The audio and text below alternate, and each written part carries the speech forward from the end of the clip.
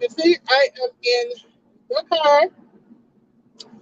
I'm on the road this morning early, or what I consider early, because I don't usually get up early on Saturday unless there's an occasion.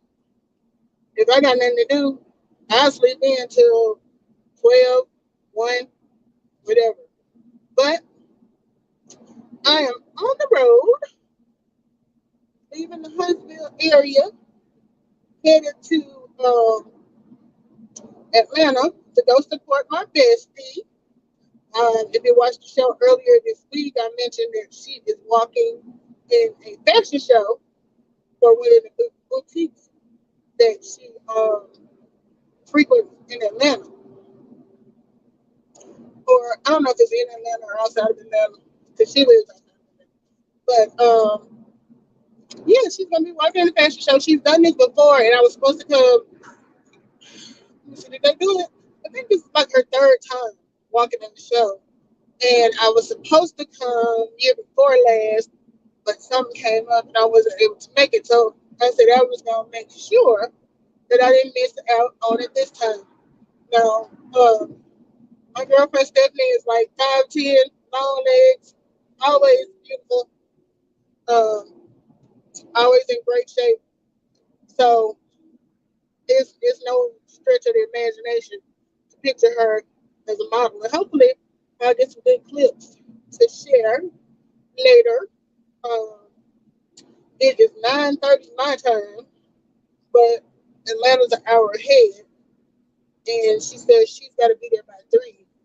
But that's still, as long as I don't run into any major traffic, I can get there in about 3 hours. So that would be 12:30 my time, 1:30 her time. So we're still good for leaving to be there by 3. So y'all keep your fingers crossed and a prayer up that I don't run into any traffic and that this is a smooth sailing ride on this Saturday, on as they say, as we say in the South, on this Saturday morning. And it's a beautiful day. My only thing is I should have hit that Flonase before I got in the car because when I ride, I guess I could just put it on where it's only the air circulating inside the car. But like when that with that outside air coming in and my allergies, because I already been sneezing. I'll be sneezing all over the place. So hopefully the pollen has calmed down. This is the worst time of year for me. I hate this time of the year. It's beautiful, but it never agrees with me because I have super sensitive nasal allergies to pollen and flowers and grass, fresh cut grass, all that stuff. And I tell my dad all the time, I should have reported him for child abuse because when we were younger, my brother and I used to have to cut the yard. One of us would cut the front, one would cut the back. And of course, we argued over who would do what because when you, so depending on which one you cut, you feel like yours is the bigger job to do. And we didn't have a riding lawnmower. We was out there with a push mower. So when my allergies would act up, if my dad would be like, "You better take you some Kleenex out there, because y'all weren't getting that grass." So I did, and it didn't kill me. That's his famous saying. When I try to go back and use that emotional blackmail, he always say, "You still hit it, right? You made it, didn't you? You lived, didn't you?" And a couple times, I wished I had a died just to make him feel bad. I know that sounds crazy, but when I was younger, and he used to tell me some, because I told you before, my dad's a nurse, so it takes a lot for him to, you can't fool him. I can go to my mama. I could have went to her and said I don't feel good. I need to stay at home. My dad ain't playing with that. He like, ain't nothing wrong with you. Go tough it out. It'll make you stronger. So that is exactly what we did. We toughed it out. Um, so this has been a pretty decent week, other than the fact that my computer crashed on me. My work computer crashed on me. It started acting up Thursday, and then By Friday, it just died. It was dead. No. It started acting up Wednesday. By Thursday, it was dead. But I was still able to work. I just had to work on my personal desktop because, and that made it harder because um, my work computer has dual screens, and I didn't have that option working on my um, personal computer. So if you got a job where you have to toggle back and forth between screens, you know how frustrating it is when you only have access to one. But as my dad said, I survived. I made it. So um, yesterday we had a very interesting live yesterday. Um, this is my chit chat live where I talk about whatever, but my main focus on YouTube um, since I came on was to build my business. I do a personal financial success business. It's called My Econ, and it's a home-based business where we educate and teach people about finances, how to improve your finances. We have a credit repair kit, different things finance-wise. And yes, it is a networking opportunity, meaning, I can share the information if you decide you want to do the same thing.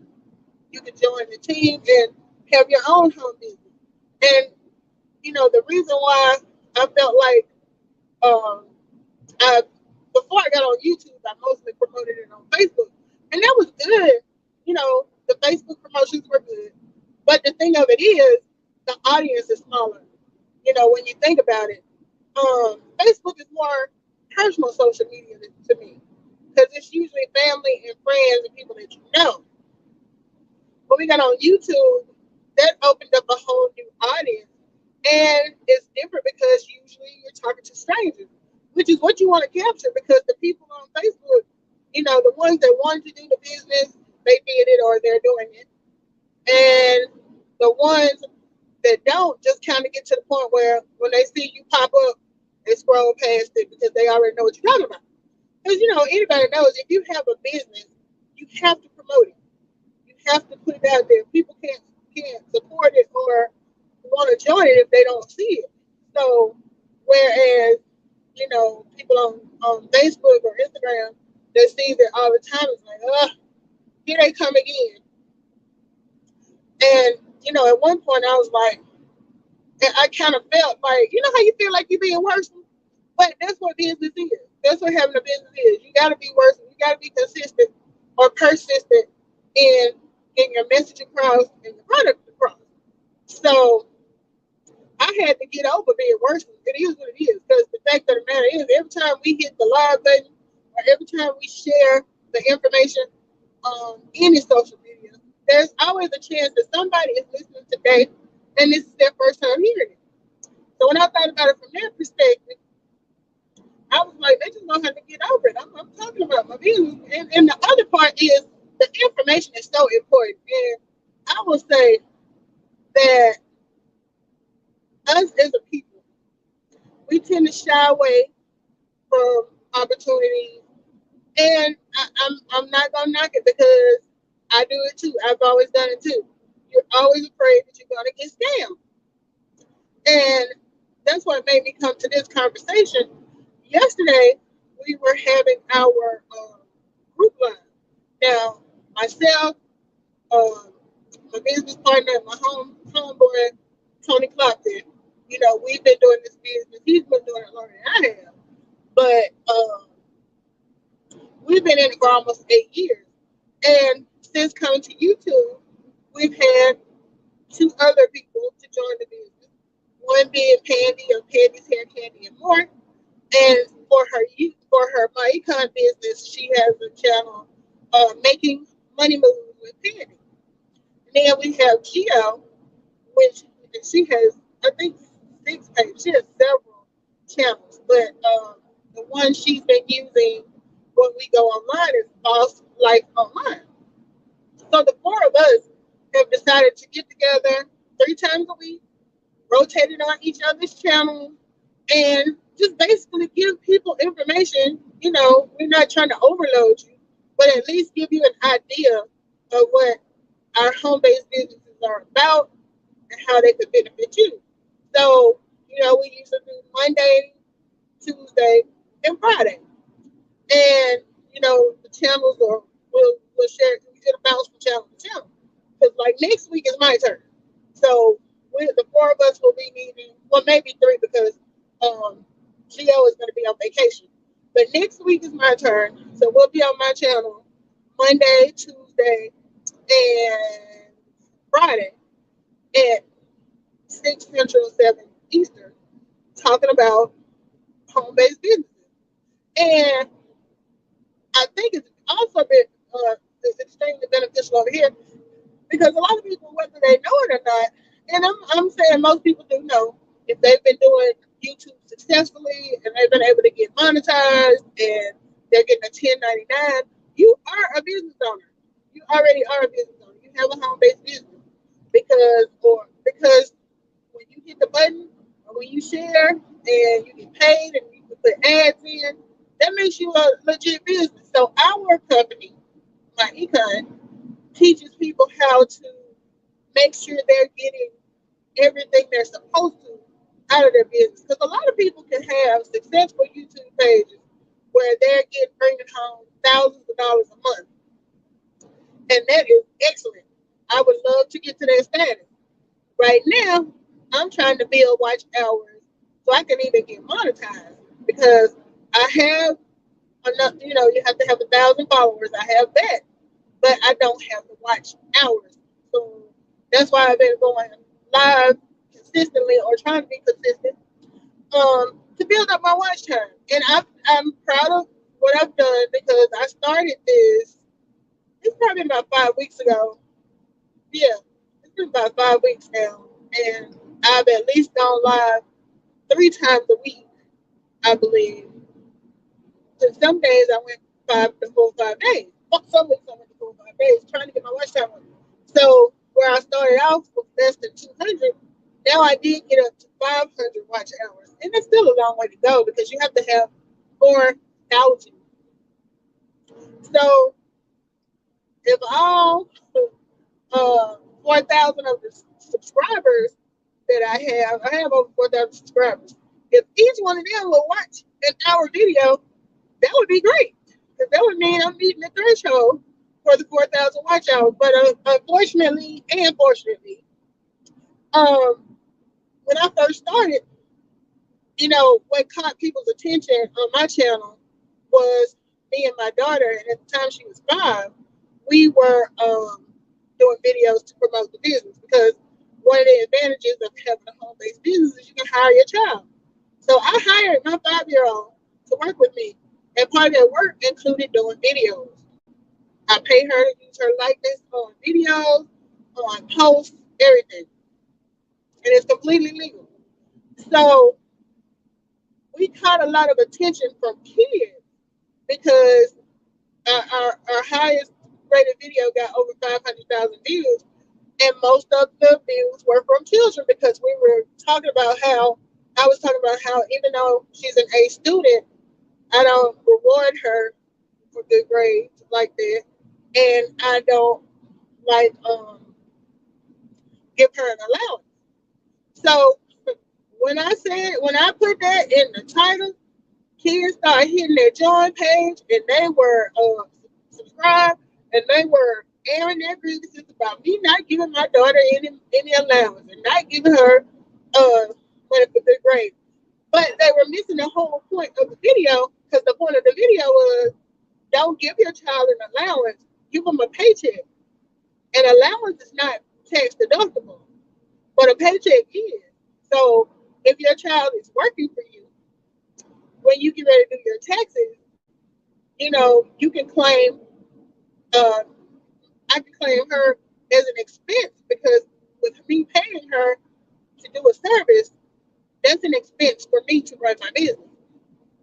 So she's still getting the same money she would have gotten if she's getting an allowance, but she's getting it through a paycheck, which means, I'm getting more bang for my buck. Because if I just gave her, I know come a long way. When I was a kid, we used to get $5 a week for allowance, and that was exactly enough for you to pay for your lunch every day. We had to pay $1 for lunch, so it really wasn't no allowance. But like with her, uh, I don't know if I were doing allowances what she would be getting at 13, but with her working with me, I can pay her up to $12,000 a year. Meaning, if I wanted to, I could pay her $1,000 a month, and that would be perfectly legal as long as she's my employee. But I don't pay her that much because um, I haven't been, we haven't been doing enough that I would feel comfortable putting that down as a salary. Now, if we were doing more and like driving in more traffic and, she had more responsibilities, I would probably bump it up some. But for me, usually I started out paying her like $100 every 2 weeks. So for me, that would be back when she was 5, she would be making $200 a month. 200 times 12, $2,400. So that's $2,400 that I can put down as an expense and deduct from my taxable income because she's my employee and I had to pay her. And because she's under 18, she's not subject to federal and Social Security tax and all that stuff. So it wasn't an issue with her having to file or anything. So if your business is doing well and you want to pay your child $1,000 a month, you're perfectly in your rights to do so. And when you get ready to file your taxes, you can take that $12,000 as a deduction. So, our company is called My Econ because it's about my economy. It's about how I want to run my business and the strategies I'm using to make my business successful. So, what I do may not be what you do. So, there's nothing wrong with the fact that you're doing it in a different way, as long as you're staying within the limits of the IRS and the law. So it's very subjective to how you want your business to go. And of course, the more work you put into it, the more you get out there and advertise, the more you tell people about it and have testimonials, and people start understanding how the economy works and how money works, then people will start doing the same. So I get more out of the fact that I am helping people get to a place where they can understand money better. Because I didn't start this business until I was 40. So prior to 40, my money experience was very, very basic. I didn't know how they calculate tax returns and stuff. Or I didn't realize that a refund, which in itself the word refund means giving you your money back, but I never thought about it like this. So, the good part for me is I like to share because I like to teach people what they're missing out on. And the biggest thing for me is, like I said, we as a people we're very skeptical, and we have every reason to be. I'm not saying there's not people out there pulling scams. There's a scam going on every minute. But um, a lot of our counterparts in other ethnic backgrounds, they are taking advantage of this. They have been using these principles and these strategies for years, and they've been within their rights to do so.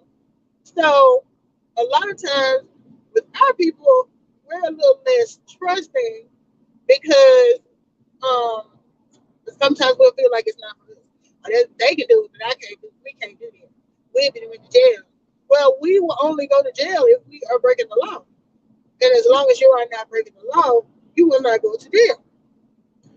So, in the stream we had yesterday, that was my first time experiencing like real trolls. Like we had trolls coming in. It was Pandy was hosting, and at the time I couldn't see my computer got stuck, so it froze, and I couldn't see the comments. But I noticed that Pandy was getting a little agitated with some of the questions, And hey, Patty, girl, you done came in on me. Was your ear burning? You came in on me talking about you. But I was trying to explain that, yesterday was my first time actually having to deal with trolls. And I couldn't see my screen, my comment screen, but I could tell from Pandy and from Geo's tone that somebody was saying something inappropriate. I didn't know what it was. I couldn't see what it was, but I knew something wasn't right. So when I finally did uh, get my comment screen up where I could see them, that's when I realized, people on there said we were scared. We were a family of scammers, and is this a real business? And one lady on there talking about she's a stripper and her boyfriend has a cannabis business, and just being real disrespectful, and saying things that really were not relevant to the subject at hand. Because what we were talking about was the business tool we use called the cash flow manager. The cash flow manager is like the bread and butter of the business because it teaches you the most important part, how to track your expenses. Because the whole point of having a business is to get, well, not the whole point. The whole point is to make profit. But part of making that profit, you make through a stream of income from capturing deductions. So it's like you're working on the front end and the back end when you do it that way. And that back end can be very important because if you're not being productive, meaning, you're not selling a lot of your product or you're not getting a lot of people that want to join your business, you're not going to have a lot coming in from that perspective. But you can still have a stream of income based on the money you are saving, your deductions. It's like I said, that whole salary thing where I hired my child, you know, even though that first year it was just $2,400. If you think about it, that's almost like I made $2,400 when I had to pay her because that expense was a deduction, which put money in my pocket. So I was getting it on the back, so to speak. So, a lot of YouTubers out here are very, very successful with their channels, but if they're not familiar with what money they're leaving on the table, it's gonna make a difference. And some people say you can't miss what you don't have, but I can understand if you don't know, you can plead ignorance. And I'm not saying ignorance is a negative thing. When I say ignorance, I'm saying you did not have the knowledge. So you can plead that, but once you know it and you choose not to do it, then it kind of sounds like, really? So you could be bringing home an extra $400 paycheck, but you choose not to do it. Now that's when you have to start kind of questioning: are you in business? Are you a business person? Because usually when you're in business, I hate to use him as an example, but the fact of the matter is, Trump has been very successful in his business because he has used every strategy that him and his lawyers can come up with to make sure he stays hang on to every possible dollar. Now, am I saying that he hasn't done some unscrupulous things to get to where he is? He more than likely has. I don't know the man like that, but I will say he's used a lot of the business strategies that are within his rights to use because he knows, how to not leave money on the table. He knows that um, if he goes on a trip with Melania somewhere, and let's say they're going just to be going on vacation, he knows that if he does anything related to his business while he's there, that he can count that as a deduction, and that's a free trip. The 10,000 or 15,000 he might have spent to go on it as just a leisurely trip, he's made it a business expense, and he's legally done so if he's conducted any type of business. And you got to realize conducting business doesn't necessarily mean that you're sitting there in a meeting from 9 to 5 with a group of people at the table, pounding out.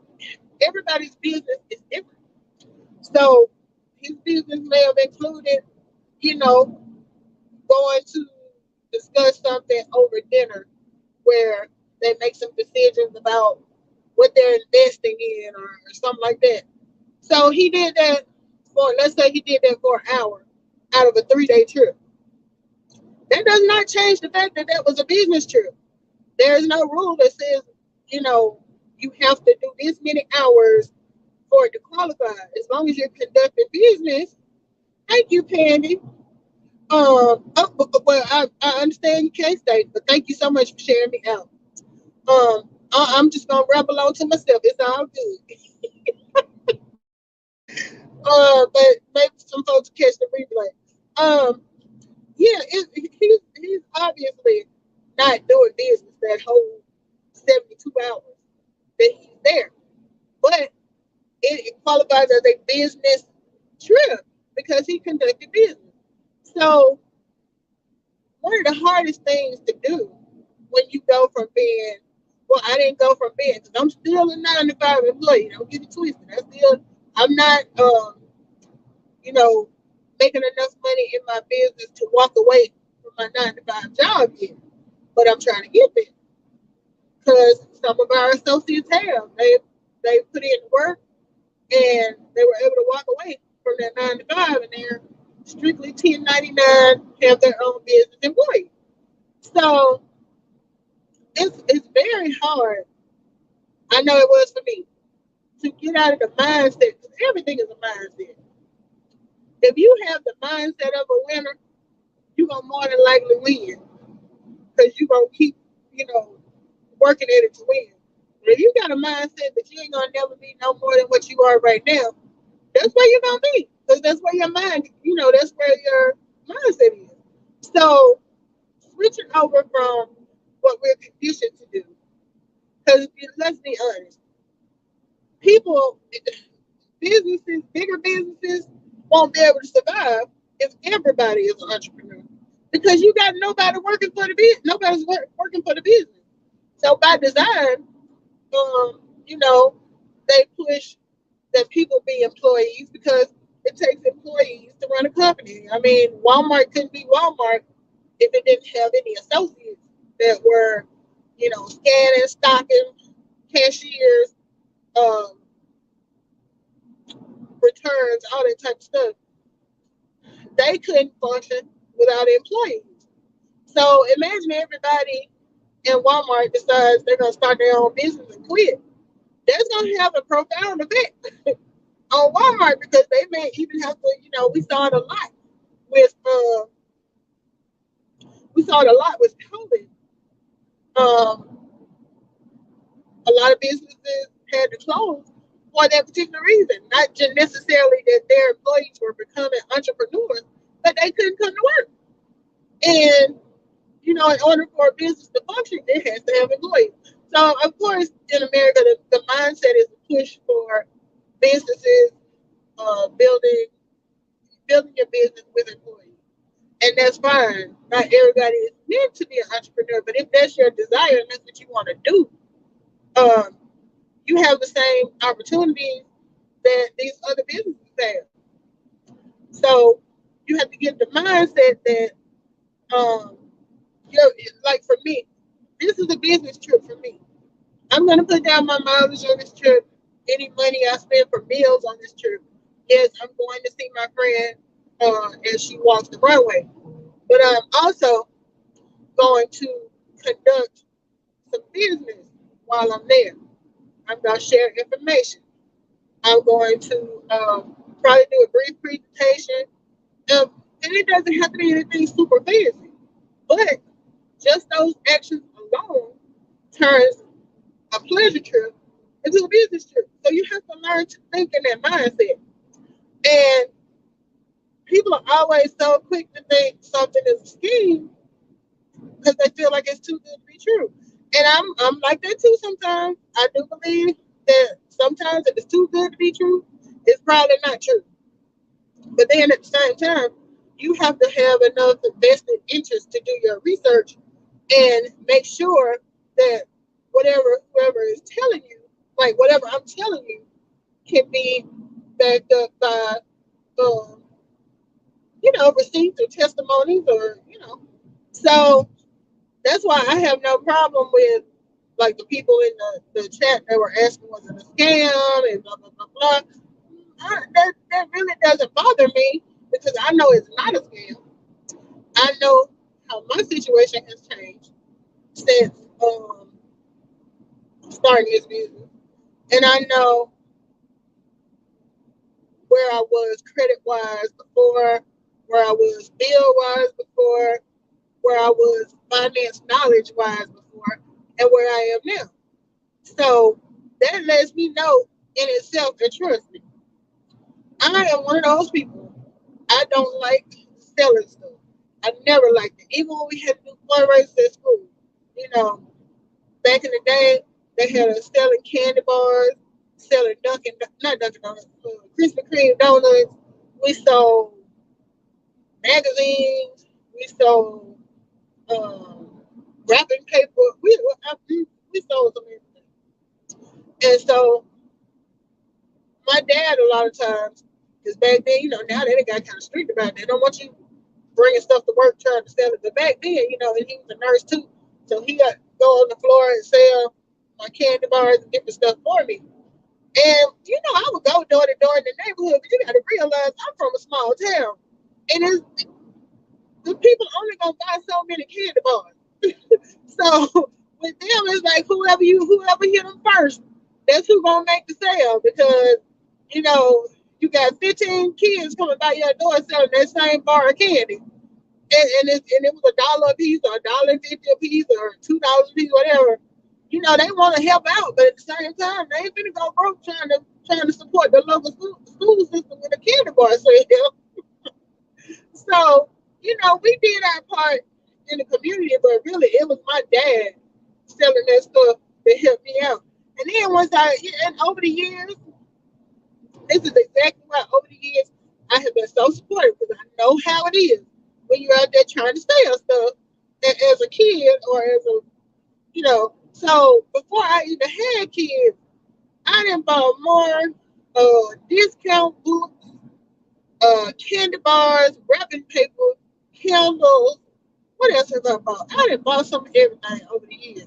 But I try to support, just to help out because I know how hard it is trying to sell stuff. But at the same time, I always been like, I don't want to sell anything. I ain't trying to work people to death, got no product. I don't want to do that. So like even when Naya, my daughter, got to the point where they were doing fundraisers, I'm gonna be honest, we didn't push that stuff. We hit up my mom and daddy, we hit up my best friends that might buy something. Other than that, I would just write a check and put on their donation. It's basically that's what I was doing. I would donate $100 or maybe $250 to the school. And a lot of times, the school get on your nerves too, because they tell the kids, get them all hyped up. I remember how it was as a kid when I was going, and they would do the presentation in the gym, and they would tell you about how you got to get out and sell this product. And if you sell $100 worth, you get this bouncy ball that light up.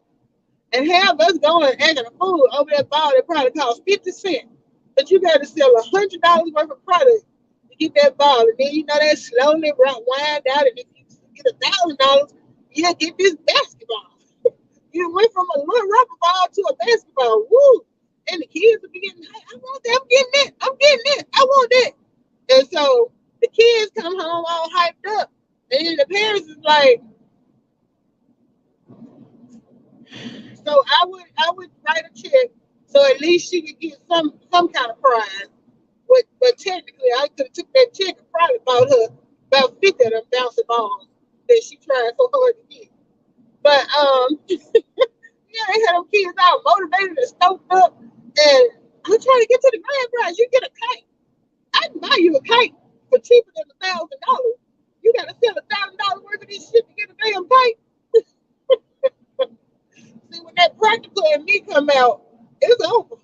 I'm like, man, but so that's why I say, for me to be I've been doing this business since 2015, and the reason I still do it is because I don't feel like I'm selling anything. I feel like I'm sharing and educating. And to me, the value in that alone is worth it. Because I'm teaching somebody what I've learned so they can go teach it to somebody else. And as a team or as a group or as a people, we can all grow together, make this money together, and keep saving money. Quit, you know, we can win on the front and the back end. So, like I was saying, the product we were talking about yesterday is cash flow manager. The cash flow manager lets you track your expenses and your income, and it keeps you IRS compliant because there are certain things the IRS requires that you do in order to be considered a legit business. You have to one attempt to make a profit. So anytime I come on this video here, it's not necessarily one of my econ videos, but I am sharing the information, and I am attempting to get people to take a look at my product. Whether or not you get the product or not is beside the point. The point is I am attempting whenever I share those, we do those videos and those lives. So that is what um, the second part comes in, where you have to attempt to make a profit and you have to keep good records. Okay, your memory is not a good record. The IRS doesn't want to see that. They want to see documentation or proof that you have spent this money on what you said you spent it on. So the biggest part of that is receipts and being inclusive. So a lot of people would have in the old days, some people might still do it. Every time they buy something or do something, they put the receipt in a box. Or, in this new data age, they, there's something that you do online, you save it in a file. Well, my business took that principle and created a product called the Cash Flow Manager, where you capture all of the information that you need to be um, IRS compliant or audit proof in your business, because you're answering, they're guiding you to answer the questions that the IRS wants to know, which is who, what, when, where, and why. For every business move you make, you have to be able to answer that question in order for it to be considered a legit expense. So I can't just say, I can tell people um, April the 15th, I went to Atlanta and I did business and I talked to 5 people and blah, blah, blah. And that's exactly what it is at this point, blah, blah, blah. Because I don't have no proof. I haven't written it. I hadn't captured it as far as a receipt. None of that. So none of that would fly. If I was getting audited and they say, this trip you had on April 15th, what was that about? I can't just get them word of mouth. They're going to want to see receipts. They're going to want to see, how it was business related, all that. So this tracker asks those questions of you so that you can go ahead and fill that information in. And you can do it on the spot because it's an app that I have on my phone. So when I start to get, even when I got in the car today, I can go in and put my starting mileage was, because I think right now, mileage reimbursement, and it goes up and down based on gas prices or what's going on with gas. So I think right now, where a few years ago it may have been 52 or 56 cents a mile, I think now it seems like Tony told me it was 65 cents a mile. So that means while I'm on this road, whatever I put my starting mileage in, and whatever it is when I pull back up in my garage on Sunday, that is going to be business mileage. But I have to put that in my cash flow manager so that I can capture when, who, what, we, where, when. And then, we go out to eat later. I'm gonna take a picture of my receipt and go ahead and upload that receipt to the phone on the cash flow manager app, and then I'm gonna put in who, what, where, what. So you have to get in the habit of doing that in order to keep the records.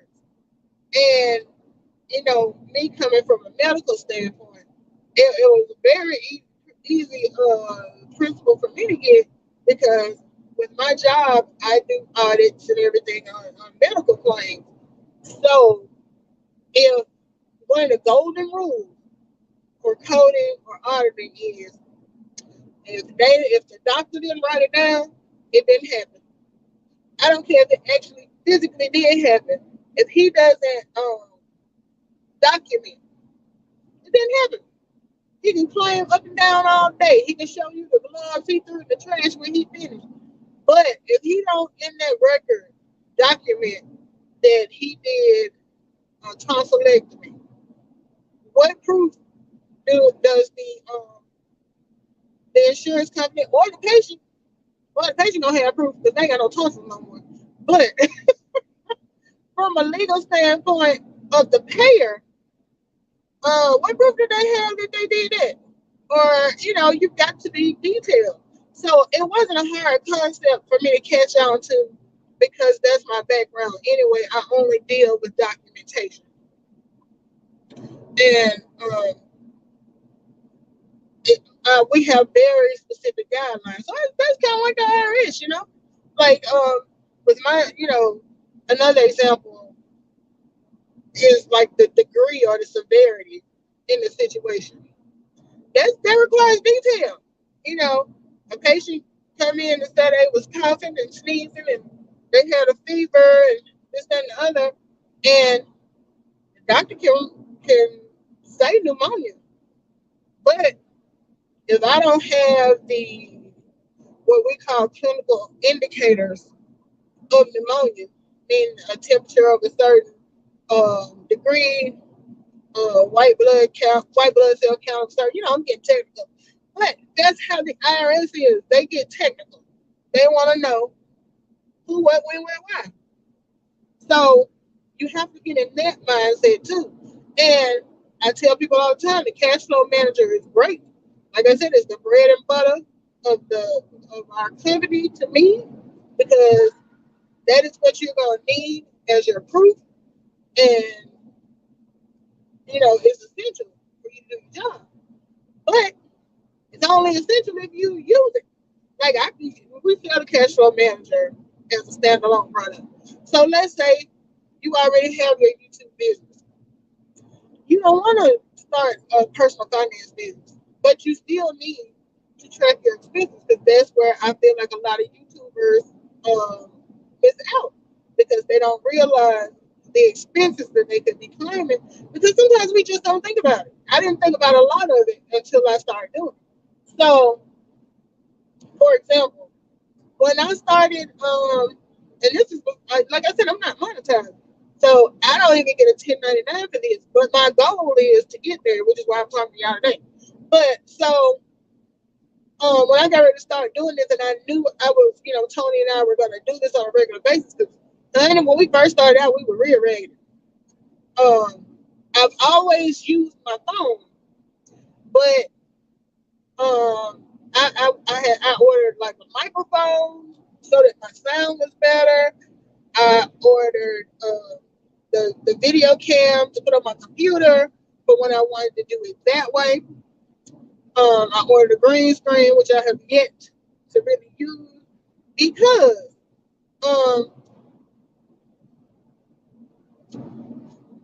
what happened? I use a green.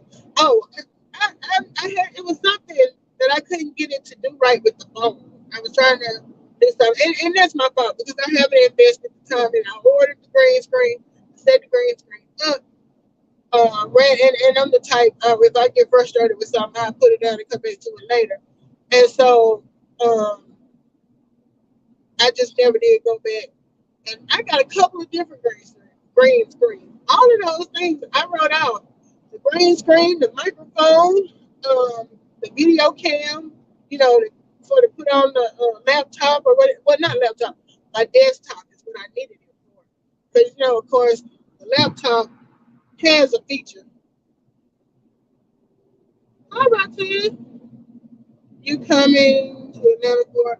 Oh, I'm coming for to attend a fashion show that my friend is participating in. So I'm headed there to do that today. But thank you for dropping through. Please thumbs up the video and subscribe if you're not a subscriber. I would appreciate it. Um, so yeah. Oh yeah, I was talking about the things that I've had to spend money on. So green screen on it. I had to get a. Well, I already had a printer, but I have to replace my print cartridges and my ink cartridges. I have to buy paper. Just the other night, I had to order paper because when we do these, when we would do these in-person meetings, we had to pass out information. I used to write off the things that I copied it. If there was a small amount, I would print it out on my home printer. But if you're printing out like 100 sheets of everything, you're gonna run through your ink and stuff really fast. So depending on whether it was like something I only need a little bit of, then I would do it on my printer. But otherwise, I would go to Kinko's and I would save my Kinko's receipts and all of that. I bought a laptop bag. I bought for when we would have the meetings in Atlanta, not Atlanta. When we were doing the face-to-face meetings in Birmingham, I bought a receipt book because I had to write people out a receipt because for us, and then I had to rent the conference room for us to have the thing. So, you know, that was more hands-on stuff. But in a virtual sense, for the YouTubers, anytime you use an app, like a lot of you guys have really, really good intros and visuals and on your page. And I know for me personally, I have Canva, so there's an app that I pay for. I have CapCut for video. And a lot of them they will have a free version, but the good stuff you have to upgrade the premium for. So I don't do that on everything. Even with this StreamYard application, I write this off.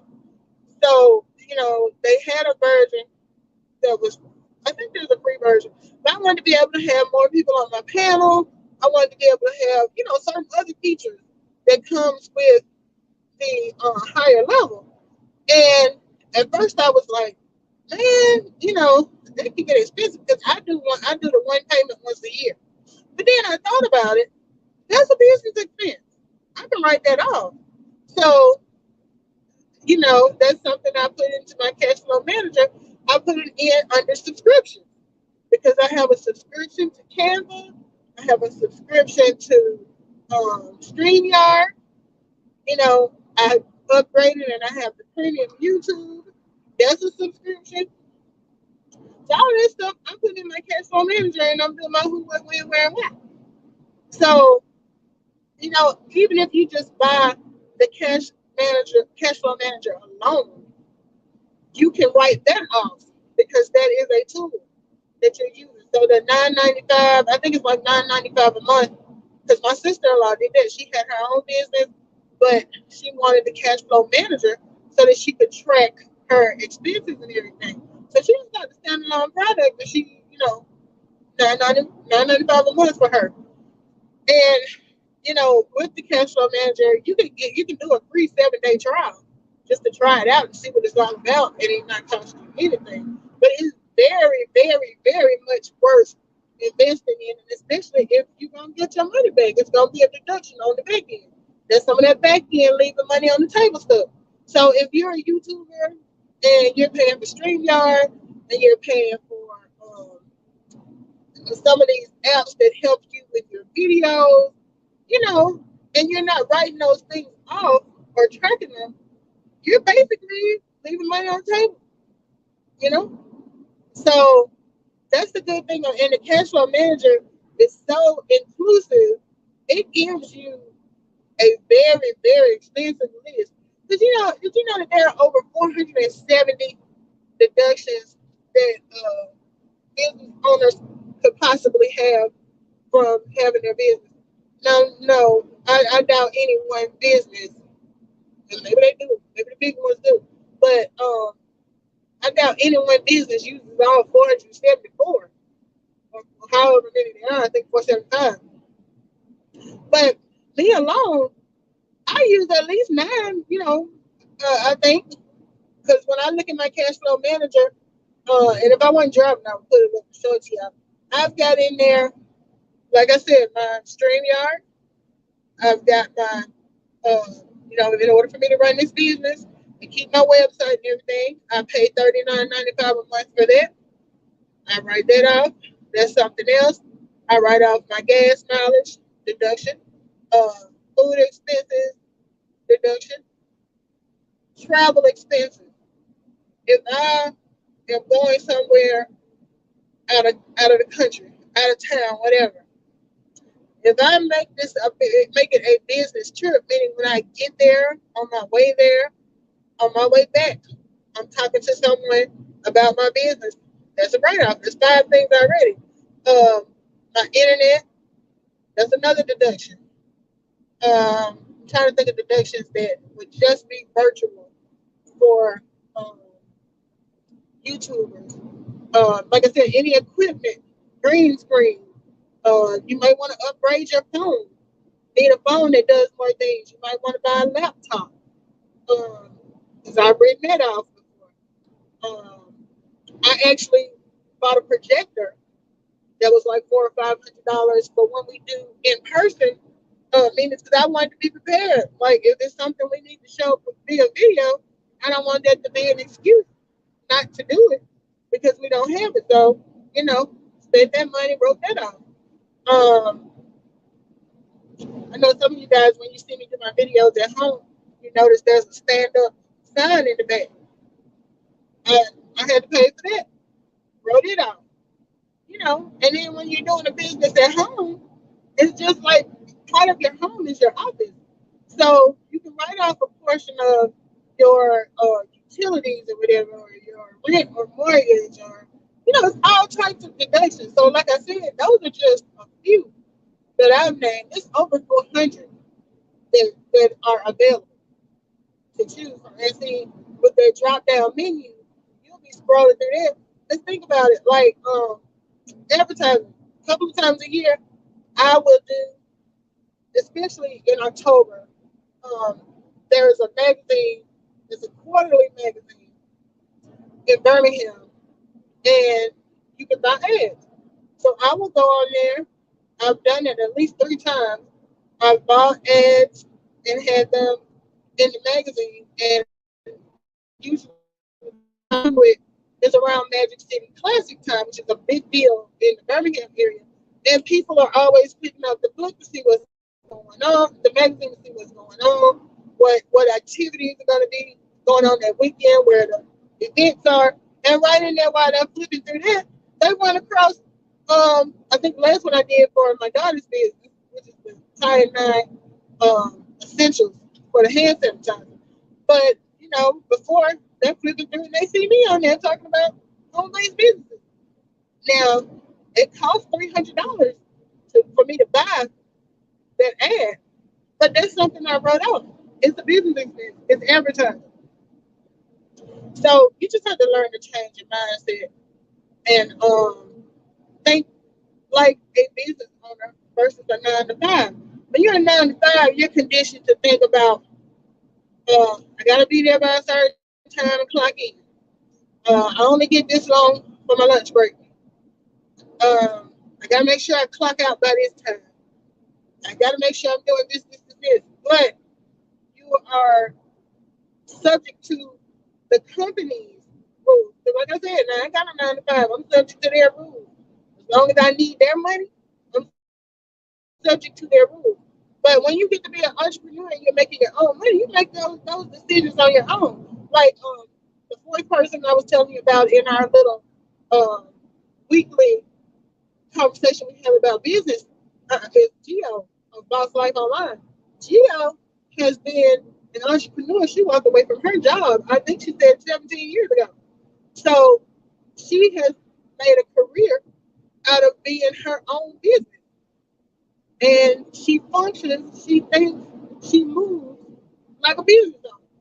So it's all about, you have to frame your mindset when you're at work doing your 9 to 5, but you also have to think outside of the box when you're not doing a 9 to 5 and you're doing your own business, because that is on you.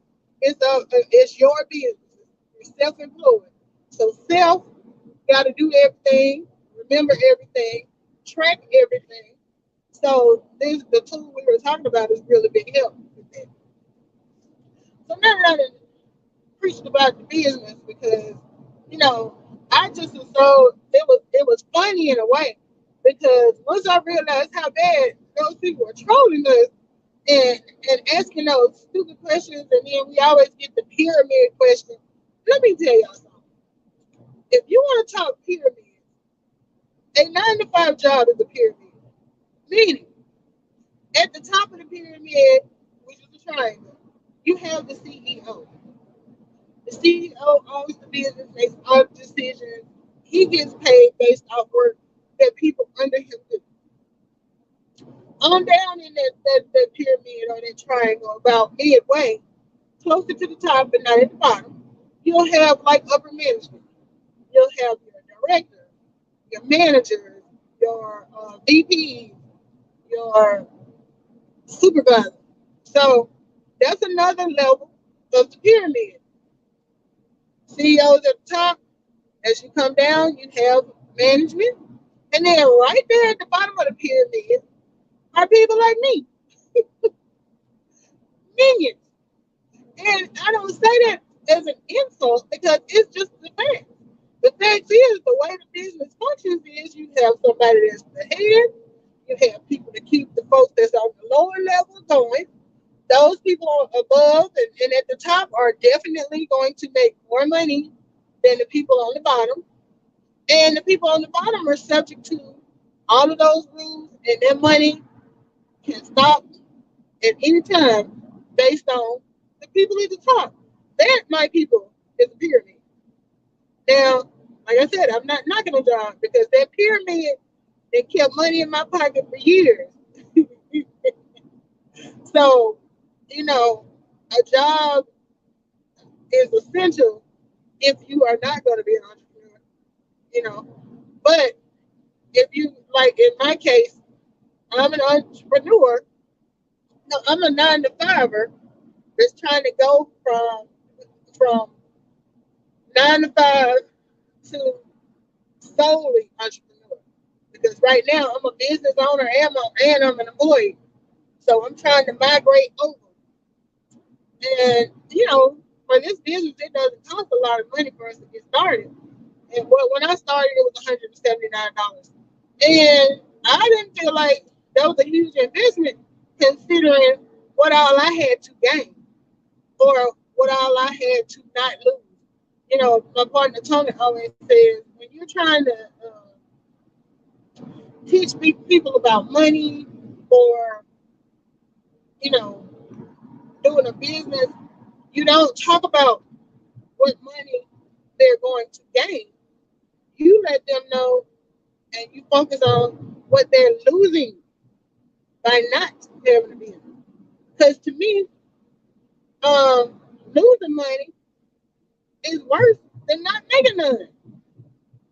Because let's say you're in a position where you've reached your ceiling. You've reached the top of your work, and that does happen to me a couple times. Where once I made a certain position, there was nowhere to go. You know, nothing promoting, only lateral or down. So if you're at that point, your money is steady. So it's not that you don't have any, but you're stuck at a specific amount. Well, and on top of that you're losing money. Now that wouldn't be a great feeling because and in a way that's exactly how it works because you're working, you're making the money, Every time you have to pay a bill, every time you have to buy something, gas up, you are spending money. So money is leaving you. But if you have a business and you know how to keep from losing that money on top of the money that you already have from your current employment, you're winning. You are winning. You're not losing anything, or you're not losing as much as someone who does not um, have a business. So it's just like I said, it's about perception, and how you look at it. So, okay, y'all, we're at an hour, and thank y'all so much for working with me so far because y'all done took me from Huntsville to Birmingham. I'm about to go through Birmingham and get on 20, headed east, and my next stop will be Atlanta. And it shouldn't take more than a couple of hours, which will get me there. Let's see, Atlanta time is 11:30, 12:30, 1:30. I would think probably 2 o'clock at the latest, if, and that's the big if, because with Atlanta, it's always a toss up on whether you're gonna run into some traffic or not. The fact that it's Saturday don't mean nothing, because a lot of times they'll be doing road work or something will be going on. So yeah, but I still I'm making really, really good time because I have not so far run into any traffic in Birmingham, which is another spot that can be very bad on traffic. And see, that's why I kept going back and forth on whether I was going to leave Friday evening or get up and leave this morning.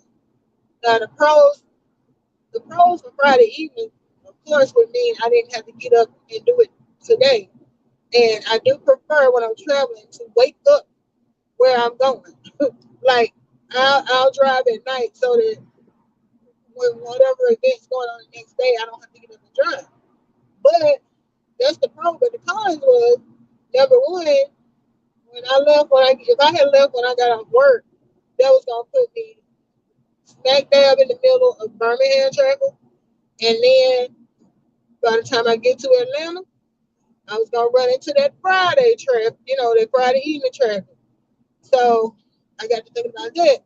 And the fact that these days, honey, I'm blind as a bat at night. If I'm driving around an area that I'm used to, it's not a big deal because um, I'm used to it. I know it. Like, just drive to Birmingham. I tell people all the time, I could probably do this with my eyes closed because I done made this trip. I went to school, I went to college here. So between 1994 and 2023, I know I didn't hit this road over 1,000 times. I feel like my car could drive you too. So with that and driving at night, I'm okay. But in Atlanta, that's when I'm a little bit like, I think I better go during the day because if I don't know where I'm going, which most of the time I do know where I'm going, but like I said, I don't know what the traffic's gonna be like. And then once you get to downtown Atlanta, you're looking at like 5 or 6 lanes of traffic, and when you can't see like you used to, all you see is a sea of red lights from people's brake lights, or you see headlights coming towards you. But like I said, it's like a sea of them because you can't tell what lane nobody is in if you can't see. So I'm like, and then the other thing was since I had the computer issues and that slowed me down with my work, I knew I wasn't going to be able to, just fly through my work day like I needed to. So I think I made the right decision to wait until today because, like I said, it's daytime. I can see. It's Saturday, so far traffic has been pretty good, and um, you know I had rested. It's not like I was driving because the last time I came up here, I did my usual. I left that night, but I didn't leave until like say I want to say maybe 9 or 10 that night, maybe 9. But that's already 10 o'clock in Atlanta. So then I'm driving. I didn't run into any problems until I got, right after I crossed the state line, there was, I don't know if it was road work or accident or what, but they had detoured everybody off of I-20. So my thing is, okay, if you're gonna detour us off, are you gonna give us a way to get back to where we headed to? And luckily, I have my Waze on, my GPS, but Waze kept, it kept trying to send me back on the interstate. So I changed the setting that says to do no interstate, no toll roads.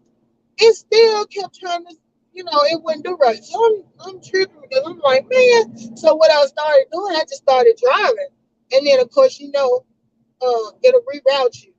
So I just kept, even though it was telling me to go back and get on the interstate, I just kept going, and eventually it had to route me because I was too far for it to say, go back and get on 65. I mean 20. But long story short, what should have been a quick 3 hour or at the most drive, I ended up 5 hours because I had to go out of the way to get routed to go to my friend's house. And I was like, see, this is why you should have got your ass up and either left earlier or waited till in the morning. So it's hit or miss, with travel. But like I was telling you on the phone, I would rather drive any day than to deal with the hurry up and wait of flying.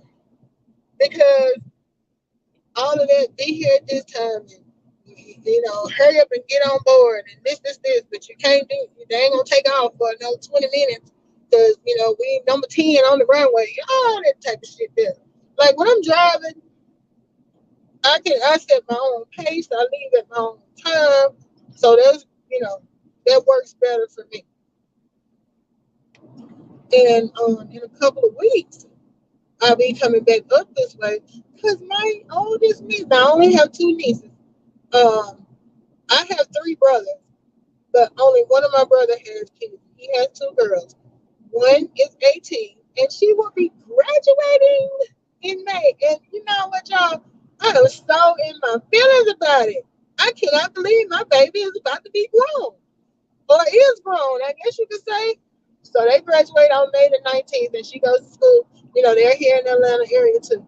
So, and then my other niece is the same age as my daughter, and they're Naya just turned 13, and she'll be 13 in June.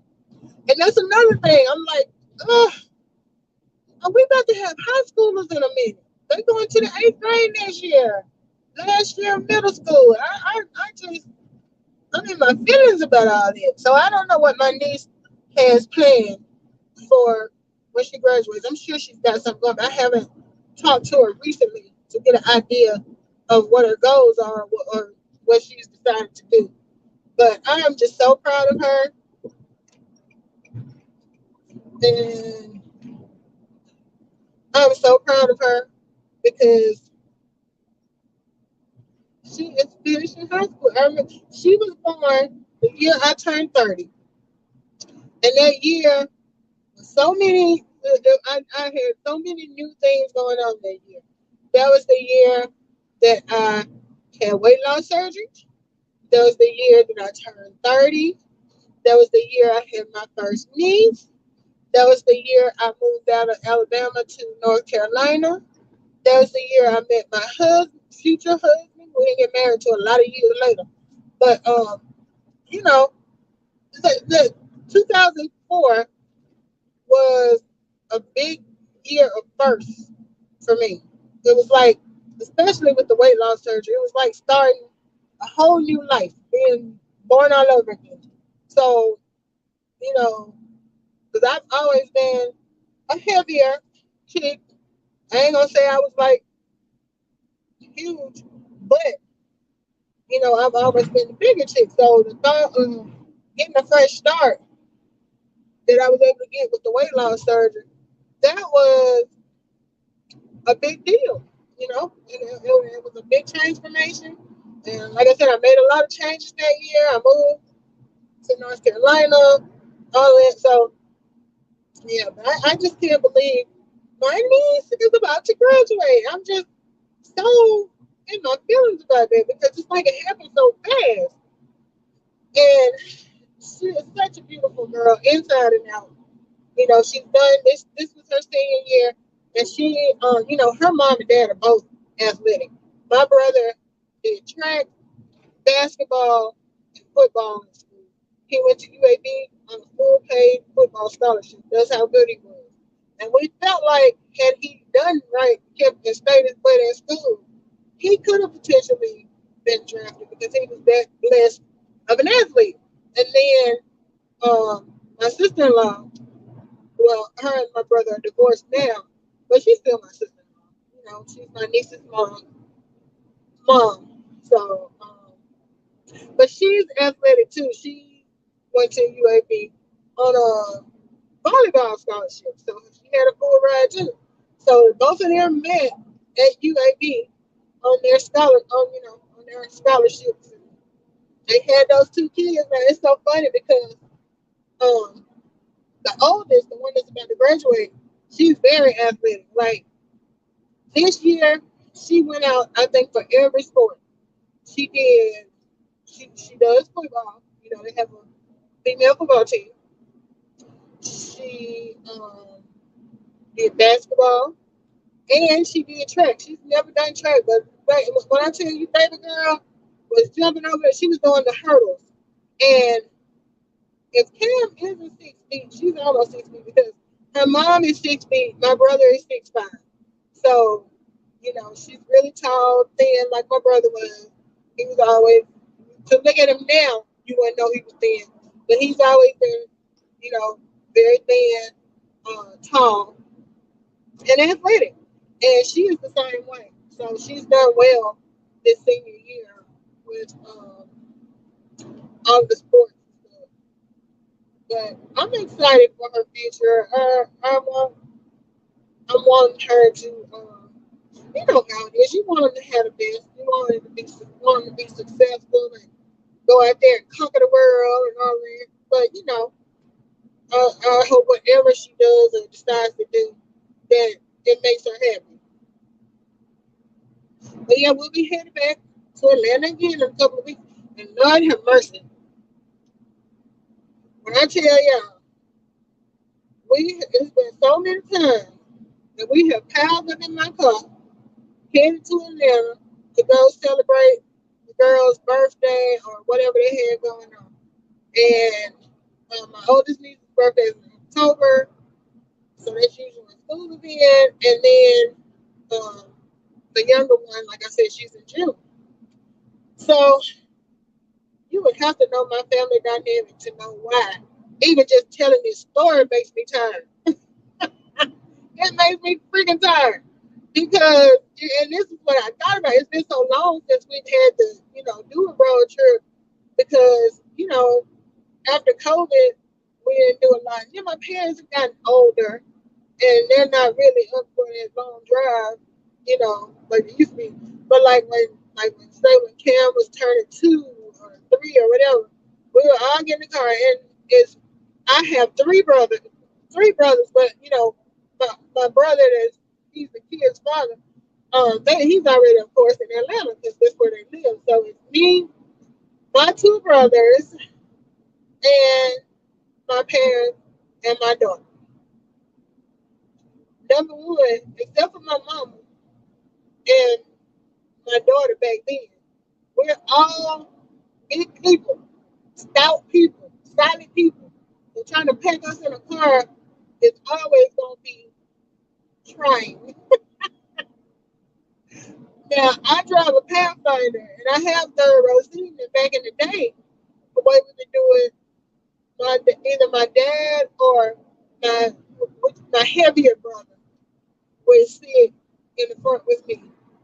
Then my dad and the other twin would sit in the middle, and then my mom and Naya would take that third row seat. Because you gotta keep in mind, back then she's 3, 4, 5 years old, so she pretty much sitting in Granny's lap the whole way anyway. And my mom has always been small, So there wasn't nothing for her to get back there. Well, in 2023, my daughter is taller than me now. And them legs get cramped sitting up here on the passenger side. So I know she can't do that third row seat no more.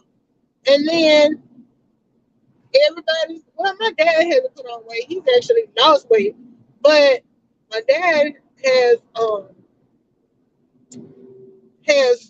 neuropathy real bad. So he gets uncomfortable easily with, and especially with a ride that's more than 2 hours. So that's gonna be interesting. And my mom, she's still small, but she's had surgery and had one knee replaced, but that other knee still gives her issues. So, the thought of her being cramped up back there in that third row seat, that's not working either. So I was like, dang, what are we gonna do about this trip? So, my brother, their dad, he's back on our end in Alabama now. But I'm pretty, I'm knowing this is baby graduation. So he gonna go and he'll probably be going down the day before and he'll be staying a couple of days after to celebrate. Well, my parents are not one. The only time I've ever known my parents to do an overnight stay is when he and my sister-in-law got married. So they came down and they got a room and they stayed, that night before the wedding.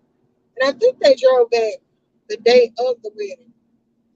But they're just not those, they don't spend the night. If you can go home, and I'm like that too. A lot of times, I'm not big on going somewhere and spending the night. If I can drive back home, I'm drive back home. So, with that being said, um, I know my brother, her dad, is going to stay down there longer to celebrate. So, like, even if, let's say, two of them rode with him, they still got to come back with me because they're not going to stay the night. So, we were talking about it, and me and my brother just basically made the light bulb go off. He was like, well, you forget Cedric drives as one of the twins. And I didn't even think about that because back when they were younger, they weren't very experienced in driving on interstate and stuff. But now, both of them are 40 years old. Now, the one twin cannot drive. That's my brother that's schizophrenic and he's bipolar. So he had, he didn't, they didn't let him renew his license. We don't want to give him the opportunity to drive no risk. So he wouldn't be able to drive. But the other twin, he can drive. And he has a car, it's a smaller car, but he still could, like, if he and my dad are in that car, then they just leave me and, well, the other twin, he can get in the car with them or he can get in the car with me and my mom and my daughter. But either way, that's what we're going to end up doing because um, we're not going to stay and try to do hotels and stuff. Which, now, me personally, I always got a home in Atlanta because my two best friends from college live there. So it's so funny. I was telling them, because I was talking to them too about the graduation, and they were like, "Well, you think your mom ain't gonna?" I was like, "They ain't gonna stay," because my girlfriend was saying, she converted one of her rooms in her house into an office. She had 3 bedrooms, so she was like, "But if y'all want to do the sofa, and then your mom take the bed," and I was like, "Girl, I know you're even trying to figure all that out. We're gonna go on back home."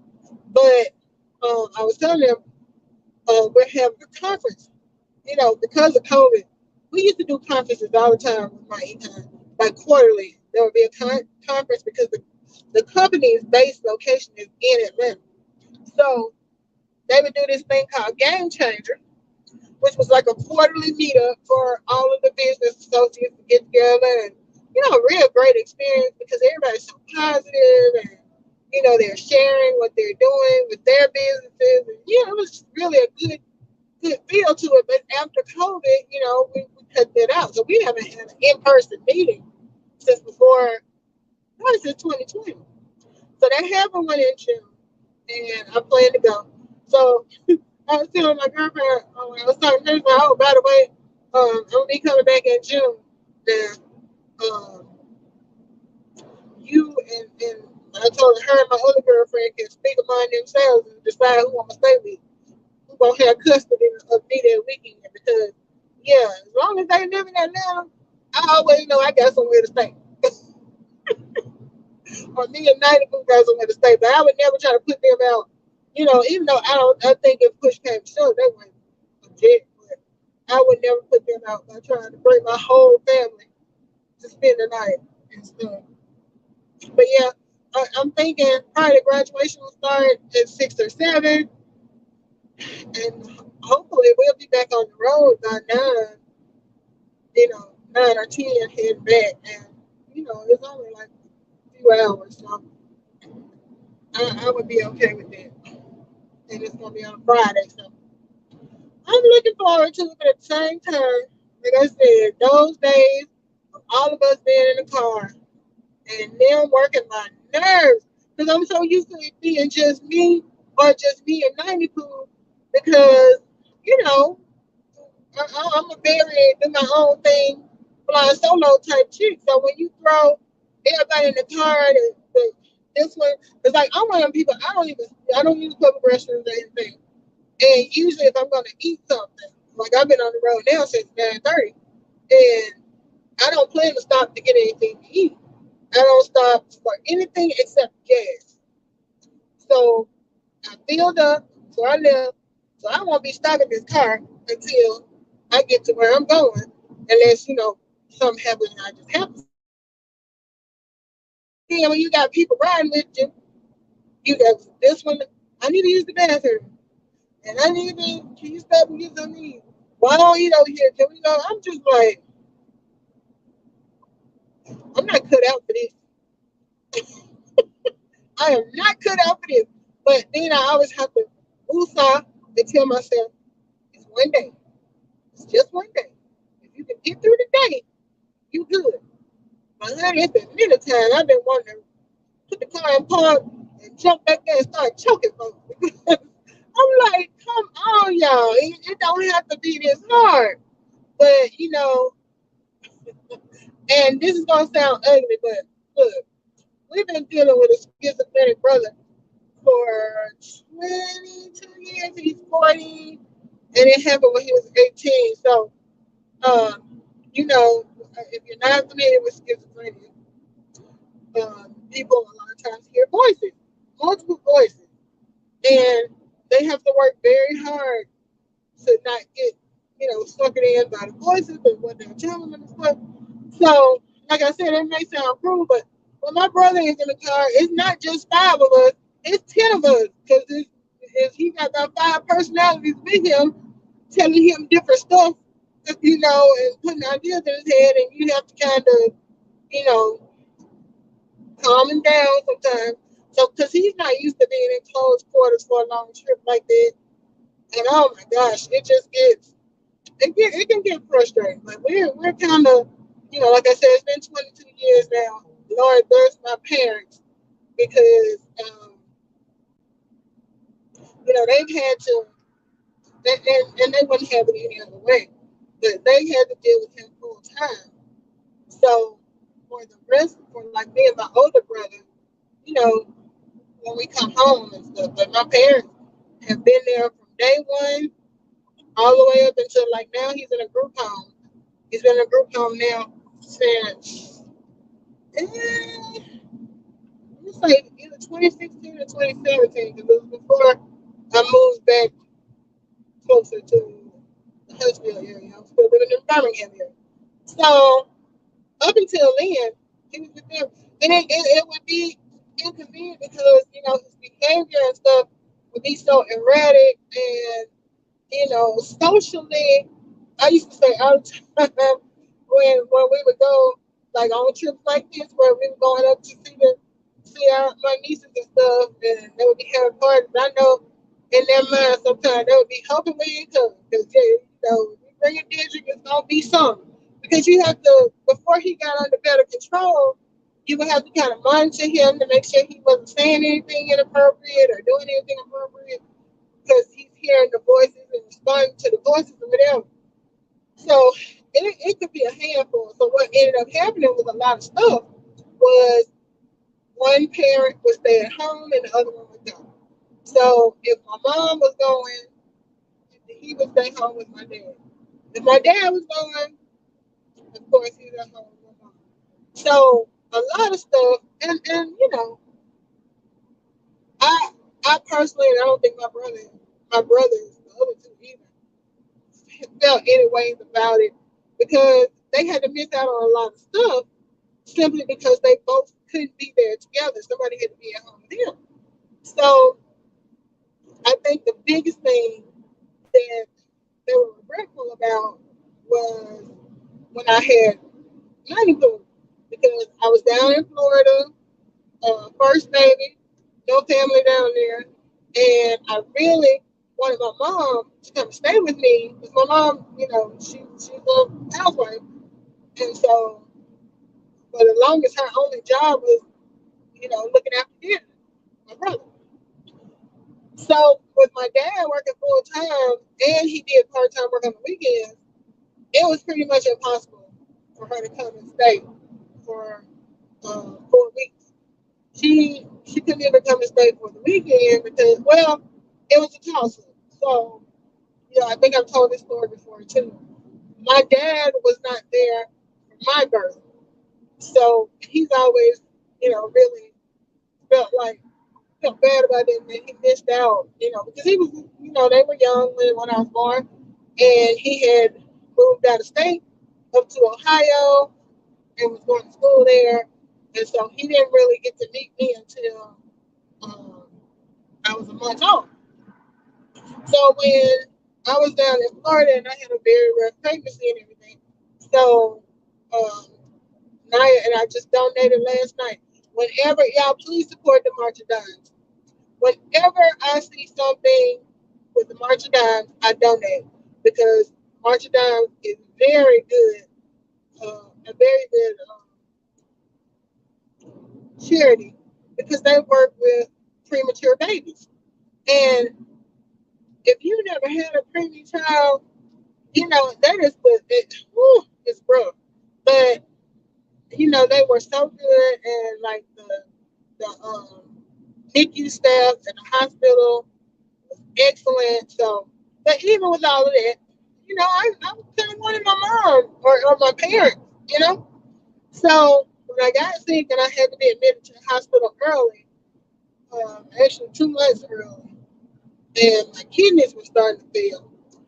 Well, you know, of course, both my parents wanted to come. So my dad actually, you know, he just was very sincere with my mom and told her, you know, I wasn't there for her. Let me go do this. So she stayed home with my brother, and him and my brother that lived in Atlanta drove up, and they were there. So of course, you know, they couldn't stay, but they were there for a couple of days. And you know, Nani was in NICU for about 2 weeks. She only had to stay 2 weeks. They wanted to get up to like 4 pounds before um it was at 4 or 5 pounds before she went home. So when she reached the weight requirement, we brought her home. But yeah, I would have loved to have my mom there, especially with it being my first baby and everything. But I understood, and you know, we did a lot of things differently to accommodate. Like even when I got married, I was living down in Florida, but I insisted, and you know, my husband was completely understood.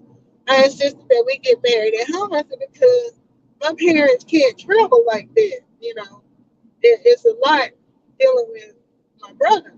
So I came and got married in my hometown. So as sort of like as a convenience for my family.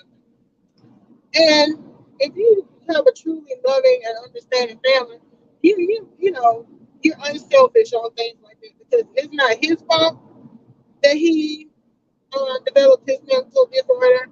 It's not my parents' fault. Fact of the matter is, the situation is here, and we deal with it. And you know, it ain't always that easy. Because Lord knows he can work a nerve. He can work a nerve bad. And so, have to kind of remind yourself, especially when it gets to the point where he's hearing the voices. You can't hear him, but he is hearing it in his mind. All of these conversations and this battle and stuff is going on. And I can't even imagine what it would be like to walk around 24/7. And his meds, they keep it at bay. But the other part of that is a lot of times with those meds, they'll have you on so much stuff, and you don't know if you're coming or going. Because I remember at one point, I don't know what kind of regimen they had him on, but he was just zoned out. I remember being home for Thanksgiving, and he was sitting there with us at the dining room table, but he wasn't there. He wasn't really there. He was just kind of like a zombie.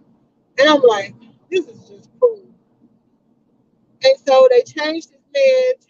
Then, you have some meds that don't work well with other meds, and then you can have these side effects. Like it may be helping him mentally, but it may be affecting his liver or his kidney or, some other body system. So it's been a very, very, very rocky road with him. And like I said, we make the best of it, and we can make comedy out of it. We do, because sometimes that is no truer phrase than the phrase. Sometimes you have to laugh to keep from crying. I know that for a fact. So something that me and my brother and my parents do is we always try to keep it light and kind of keep a sense of humor about things. And this and the other, because I remember one of the funniest things was like, uh, he had went in the bathroom, and some kind of way he had clogged the toilet. So he needed to flush the toilet. So he comes out, and he's like, he's in the bathroom with the door closed, and he's in there talking, him and he's arguing with the voices and stuff. But basically, sometimes he would use that to get out of doing stuff too. So he told us, he come out of the bathroom, talking about, he couldn't fix it. I said, ain't nobody finna go in there and plunge no toilet behind you. So you and all five of them people in your head need to get together and figure out who's gonna unclog that toilet because we not doing it. And so I'm like, y'all go back there and discuss it and figure out who's gonna do what. But it's just been like, it has been a very long and a very bumpy ride dealing with a schizophrenic, bipolar sibling, and it's very mentally exhausting, not just for the patient, but for the caregiver. Because I know my parents, a lot of times, they just needed a break. They really just needed a break. So when they were finally able to get him into a group home, it was a relief, but at the same time, they're worried about how these people are treating their child, because what people don't understand, even though he's 40 years old, he's still their baby, he's still their child. And when it comes to mental disorders, people put them in a different caliber. You don't get the same sympathy and empathy for mental disorders that you get for, say, my brother had cancer or my brother had, something else that's more physical than mental. People tend to be more sympathetic, like I said, and empathetic when it's something like that. But when it's something mental, they basically want you to just get them out, keep them out of the way. They want you to either put them in a mental hospital somewhere or put them in jail. That's been my experience. And because they feel like people with mental disorders are pretty much just a nuisance. And I know my brother can be annoying and he can make people uncomfortable sometimes, but he doesn't, it's not anything he's doing to be mean. He's just a very friendly person. And like he'll walk up to strangers in the store and just start a conversation with them and they don't have a clue what he's talking about. And you gotta keep in mind, like I said, we're big people. So you got this man standing over you that's like almost 6 feet tall and he's skinny, and he said black guy, and you're a little old, might be a little old white lady, and you're like, what is he gonna do to me? What is his problem? You get, people get intimidated. So that's part of the reason why we have to try to keep an eye on him and stuff because he's harmless, but at the same time, other people don't know that. And like I said, they get so um, impatient with people with mental disorders, the first thing they want to do is call the police. So, if my parents did get some rest, you know, things got a little better, like from the day to day, but mentally, they were still worried about him and worried, if he was being treated right and, being taken advantage of, what's going on. And part of the thing that's so hard to deal with is when you're dealing with somebody that has hallucinations and stuff like that, it's very hard to tell what's true and what's just the mental illness. So, like, he might come home and tell us, you know, that somebody at the group home did something inappropriate, like they yelled at him or they wouldn't give him any food or something like that. And then you have to try to kind of decipher, but did this really happen or is this something that he thinks happened? And that makes it a lot harder too for my parents because they're trying to. There's no way to like.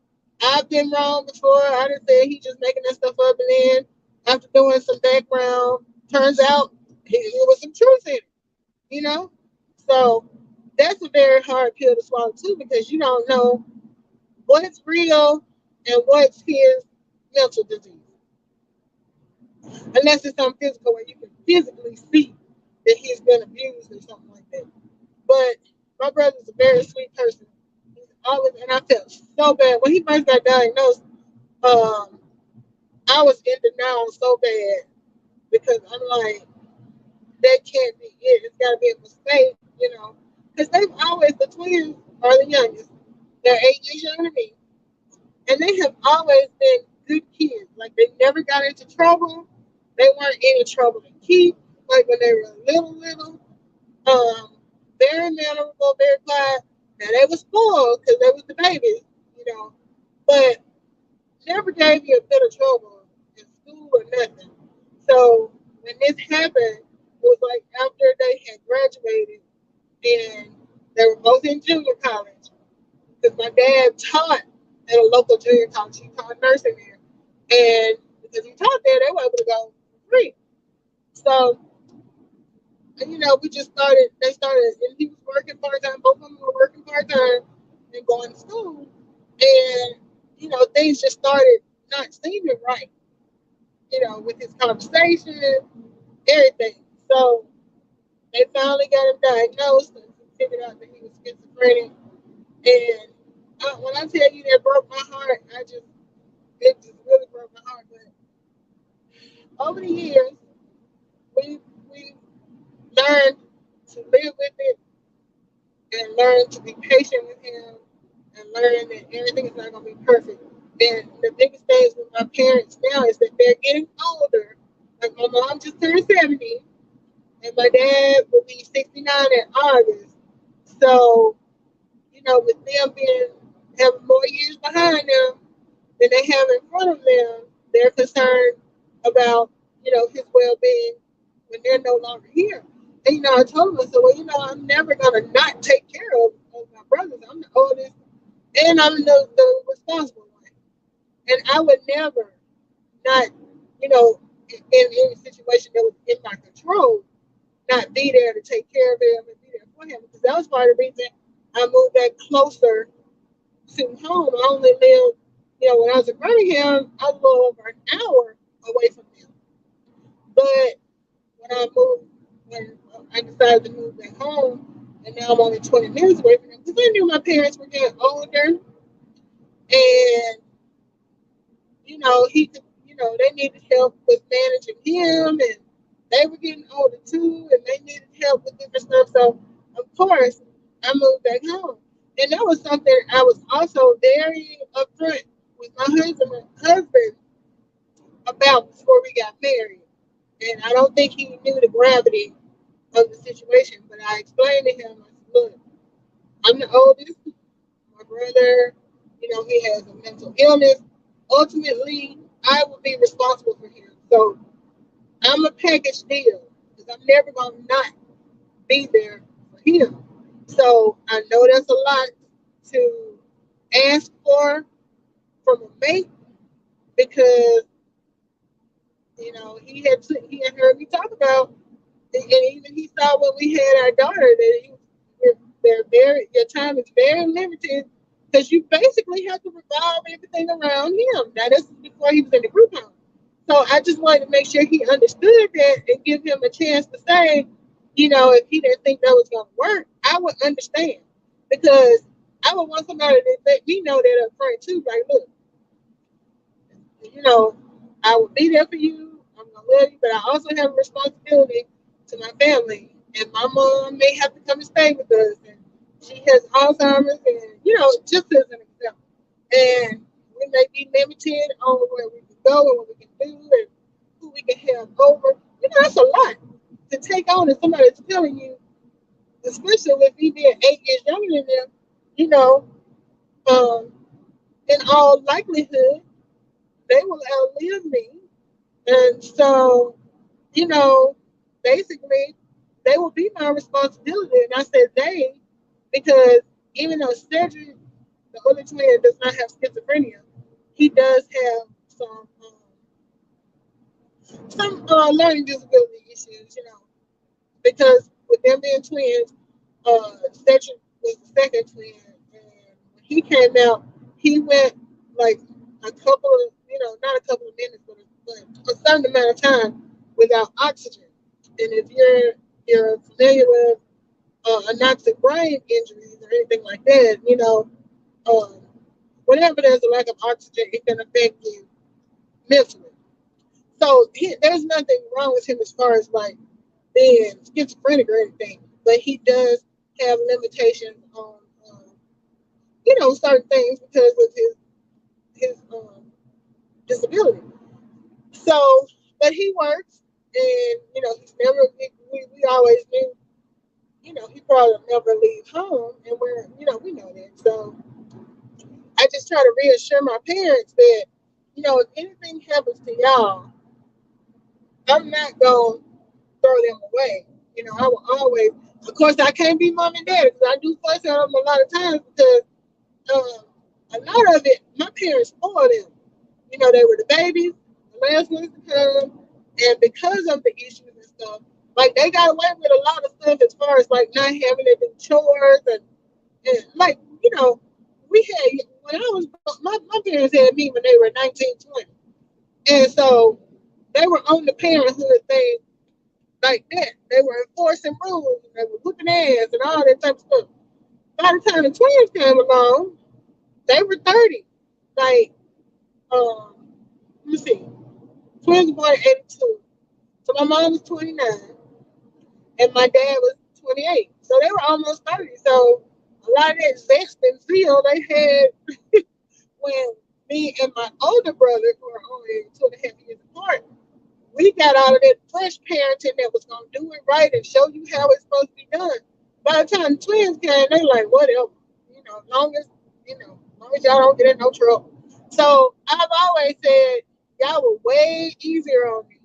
So when I tell them, I said, look, I'm not going to be, I can't be their parents. I'm not going to baby them like y'all do. But I will always be there and make sure that they're okay as long as it's within my control.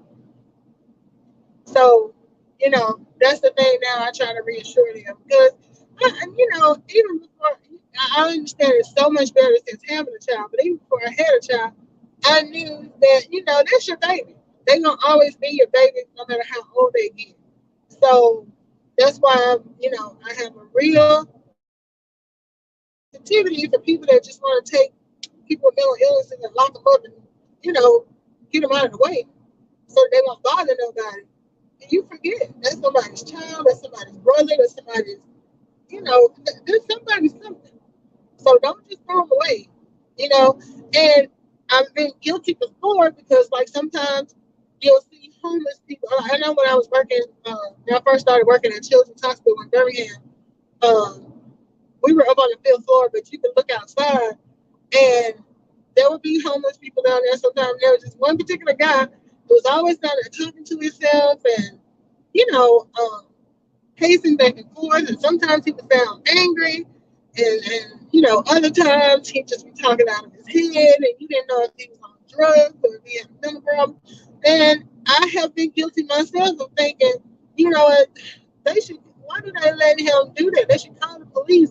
Because, I'm thinking about from a safety issue, people are coming in and, in and out of the building and at the hospital and stuff, and that could be uh, frightening, to say the least.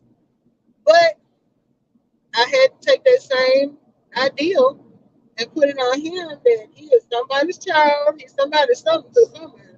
So you can't just say, get them out of here, they getting on my nerves and they're making me uncomfortable, and treat them like a stray dog and just want to send them to the pound. It don't work like that. So, it's been a long haul. Like I said, I know my parents are, as caregivers, they've gone through a lot. They've dealt with a lot of fatigue physically and mentally, but they have done a tremendous job um, raising us. So I will always give them their props for it. And, I'm very understanding when it comes to that type of thing because, I mean, it's a full time job dealing with somebody that's got mental health issues. I know that better than anybody. But anyway, you guys, it's been an hour and 47 minutes. I am probably about 30 minutes from crossing the state line over into Georgia. So I don't have very much further to go. I appreciate y'all riding with me, even though most of the time I was talking to myself. If you catch this replay, thumbs up, subscribe, share, feel free. I'm trying to get the watch time hours. And I'll be right back tomorrow. I don't know if I'll go live or not. I guess I'll just see what's going on. Because, like, um, a lot of times I will get on YouTube and listen to whoever's live on YouTube. But, like, if there's nobody live, I may just hit the button because, as y'all can see, it's a pretty long ride when you driving it by yourself. So, if I don't see you guys again, have a great weekend. Hopefully, I'll get some good pictures and stuff from the fashion show that I can share. And I'm going to try to be safe on this road. And I'm looking forward to having some. Hey, I'm not a mom today. I get to be just a regular person today. I ain't got to be nobody mama. Because 90 is at home. My mom came to stay at our house to be there with her. So she was excited to spend time with Granny. Because my baby is definitely their grandparents' grandbaby. She gets so excited. And I'm like, these are the same folks that I ain't get excited about when they was whooping our ass and fussing at us. But, because it's so funny, my dad has always been a very intimidating type man. And we'll tell stories and stuff. And then my daughter would be like, who would ever think that Poppy is mean? And I'm like, you ain't seen that side of Poppy. All you seen is the Poppy that love his baby doll. He got my daughter his baby doll. He love baby doll. He melts for her. He'll do anything for her. All the rules and stuff we had don't apply to her. Y'all know how I go with the grandkids. But so she's spending some quality time with Granny until I get back tomorrow. So it's nice to be able to get out and do some adult stuff. I get to talk to some grown people. Somebody that's over 13. So I'm ready, baby. Might even have a old joint or two. You know how that goes. But yeah, thank y'all for joining me and listening to me ramble. And you guys have a great weekend. It's a beautiful weekend here. I don't know how it is where you are, but I hope you get to get out and do something fun. And I will talk to you guys later.